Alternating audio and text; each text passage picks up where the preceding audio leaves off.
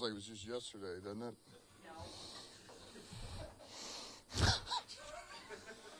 No. All right.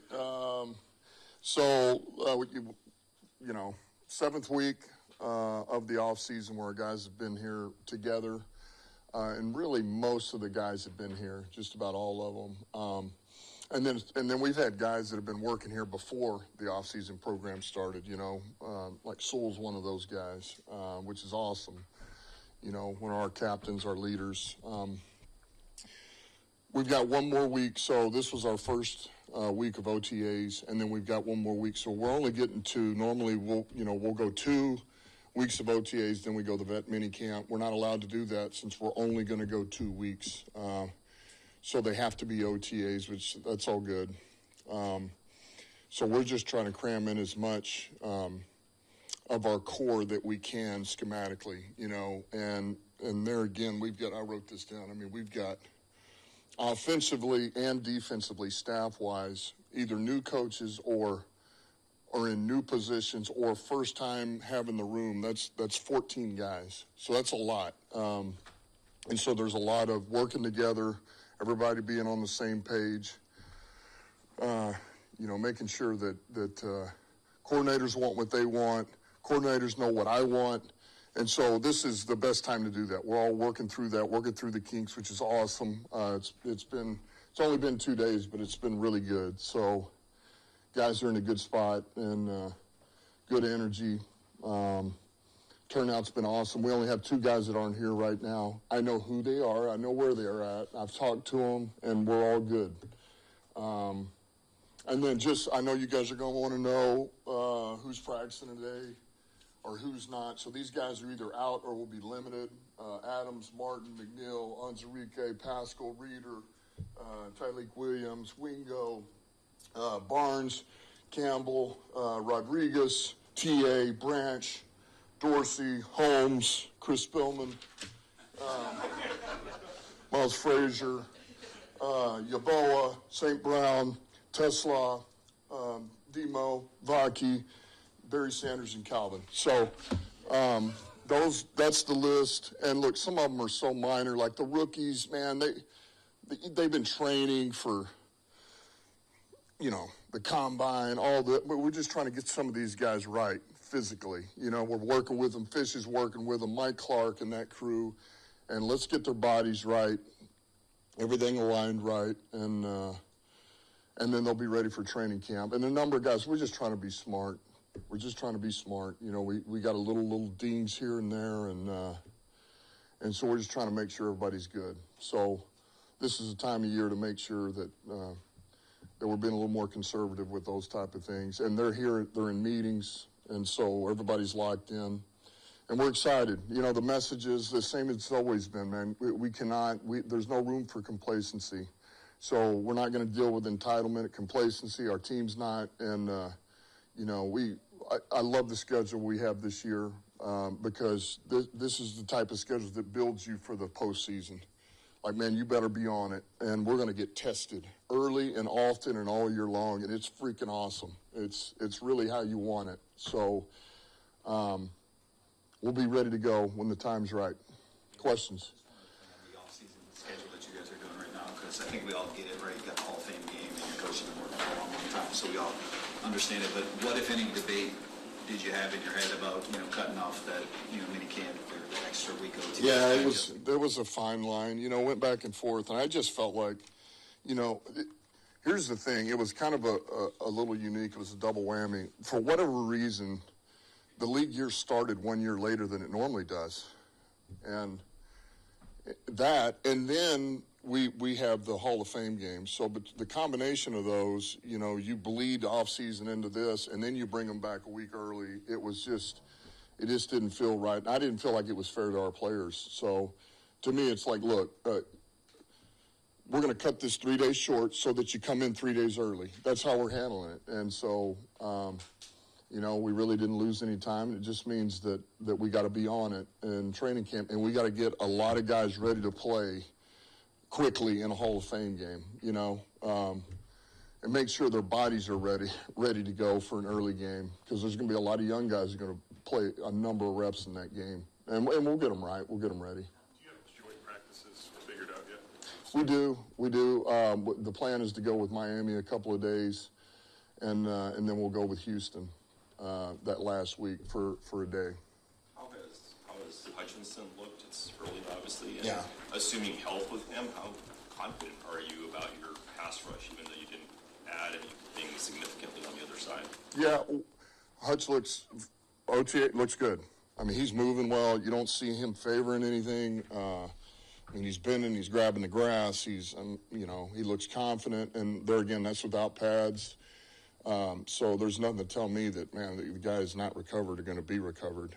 As far as it deals with the pass rush, like yesterday, I'm glad you brought that up. So offensively, we kind of had this mid-cross.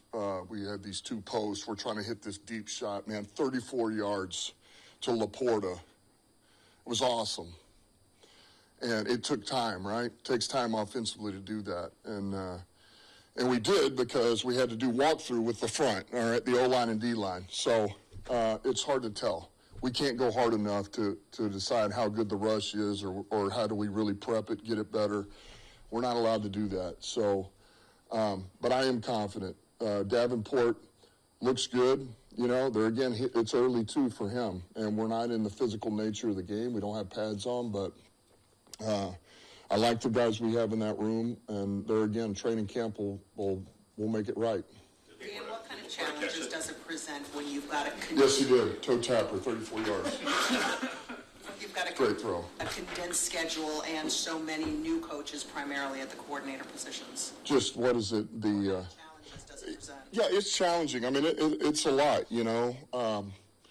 It's a lot. But there again, I think for us, it's, man, let's take what we really know, things that, beauty of what we've done offensively is we're really taking a lot of what we've been. You know, Johnny's done that, things that we've really majored in the last 2 or 3 years. And there's things that I know that he wants to do that he's had a lot of success with that'll fit us perfectly. But, man, it's just about, hey, we name this a little bit different. We tweak a couple of the formation names. But all in all, it's more about, this is how I want it. This is my style of coaching. This is what I'm looking for. Shep is it's the same thing. You know, we're trying to put a little bit more on these guys and give them more freedom in the defense by look. And that requires guys being on it, man. That requires the players taking ownership in it and the communication to be, on par. So it's challenging, but yet that's what this time of year is. And I can already tell you after 2 days going into day 3, man, it's already tightened up, in a matter of days, which is awesome. I mean, guys getting on the same page and the coaching and that's what you love, man. That's why I hired the coaches that I did, because I knew they would adapt quickly and be able to work together. Dan, I know you guys don't really care that much about what national perspective is, but you had mentioned coaching changes. Carlos mentioned the pass rush. You mentioned the schedule. Those 3 things are what people say, well, the Lions are going to take a step back. You probably have heard that stuff. Do you and your team use that as fuel at all? I don't think we're not there yet as far as what do we take. I just know this. It's what I said. We're not going to look, give us any nugget you need to. All right, it's all good. We'll take all of that. So give us every excuse, and we will use that, especially when the time is right. But I'm not worried about that we don't have pass rush. I'm not worried about that we lost 2 coordinators. I'm not worried about the injuries. I'm not worried about the Hall of Fame game. I'm not worried about the schedule. I think it's perfect. I think it lines up perfect. I think it's going to be what's best for us with where we're at going into 2025, my 5th year here, the core of this team's 5th year. And I really think it's exactly what we're going to need. The timing is perfect. Guys that aren't here that may not be totally happy with their contracts, do you worry that anything will bleed over to the summer? Is there anything you have to do to massage that, or is that just part of winning? No, I think what's great is that man, any player that I talk to, like I have a relationship with, and there's an open line of communication, and so whatever I say to those players, I'm not going to say to you guys. I never will. But, man, there's communication has been great. So I'm not worried about anything. I know this. We're in late May. Is it even June yet? I don't even. All right, we're not even in June. So life's good, man. We're going to be just fine.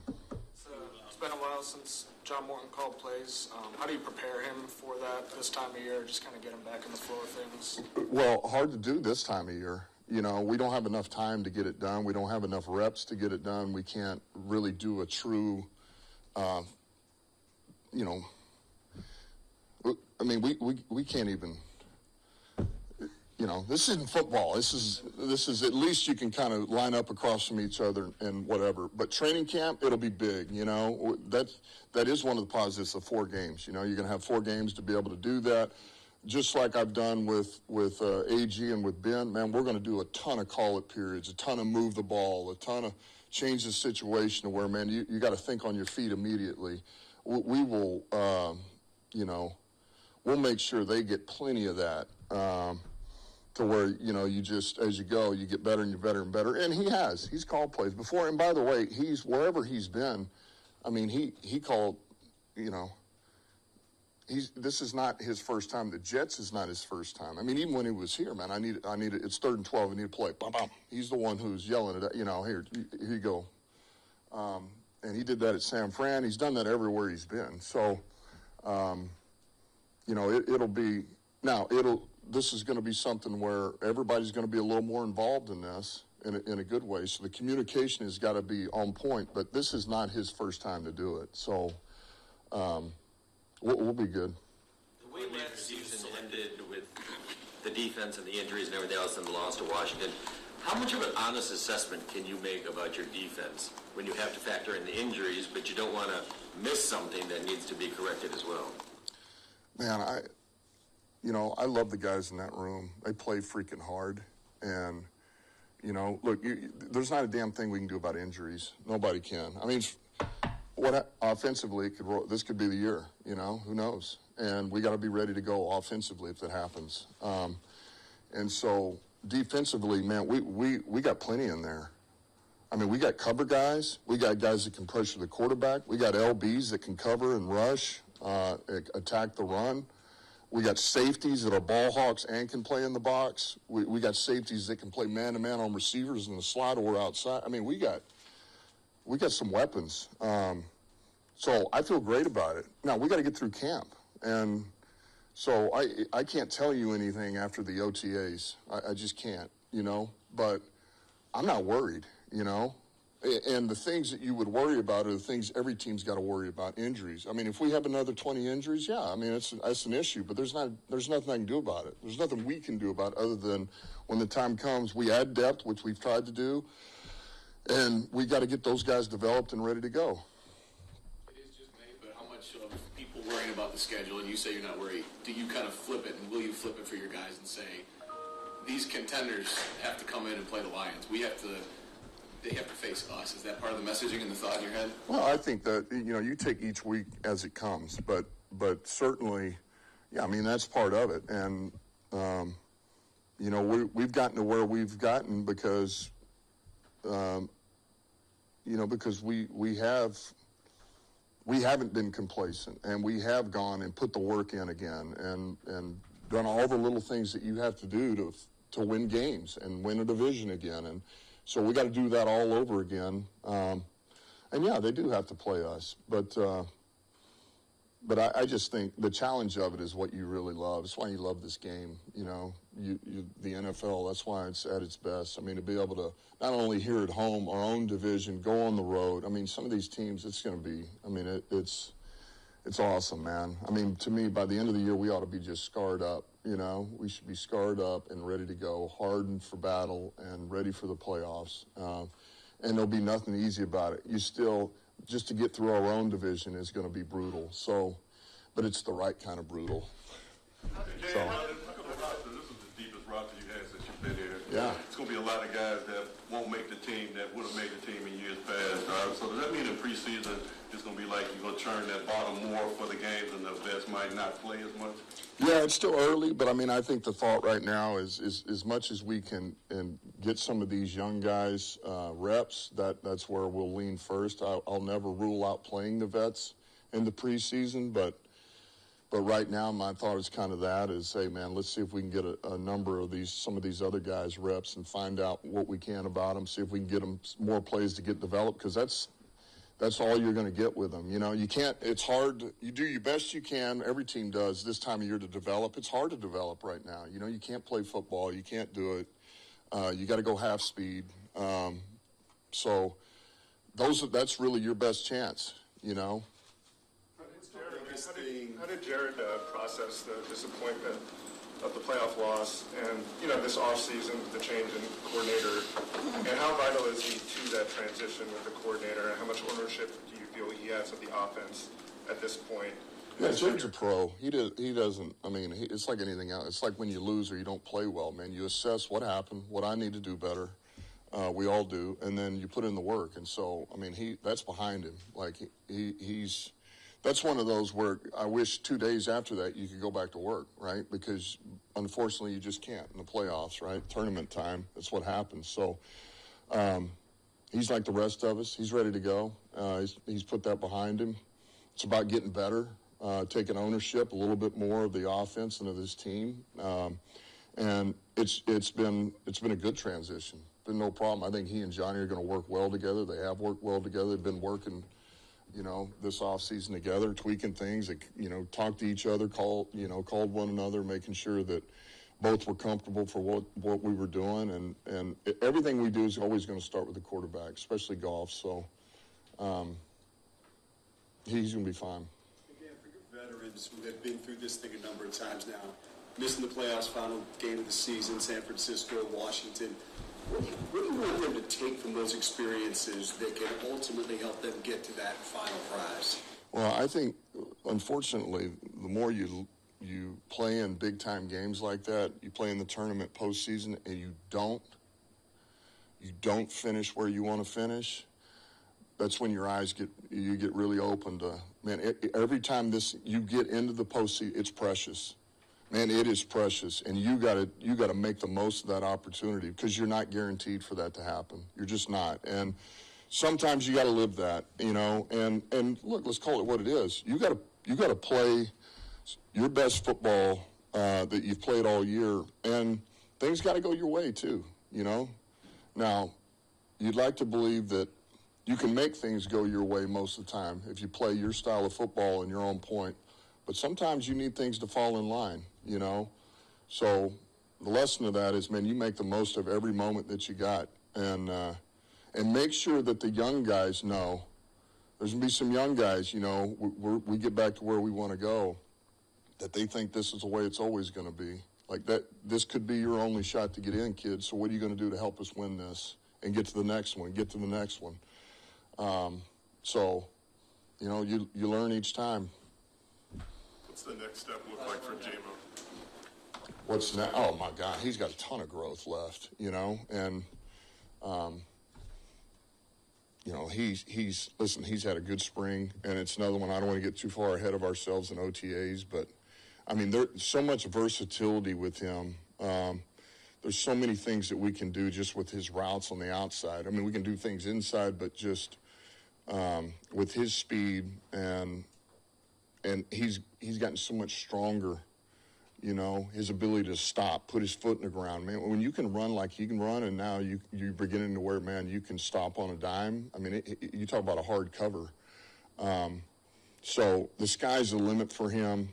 He's exactly where we want him to be right now at this point, man. He's been here. He's grinding. He's getting better. Scotty's freaking grinding him. It's awesome. But we expect him to have a huge season. We really do, man. He's going to be one of these guys that we're going to lean on this year, and it is really going to be big for us. And all he's got to do is just keep working like he's working, and we'll be good. Sorry, three of those guys you mentioned, Spielman, Barry, and Kelvin, is there a timeline? Because you could sell a lot of jerseys. It's tough to say. I think Spielman's going to be a little bit longer.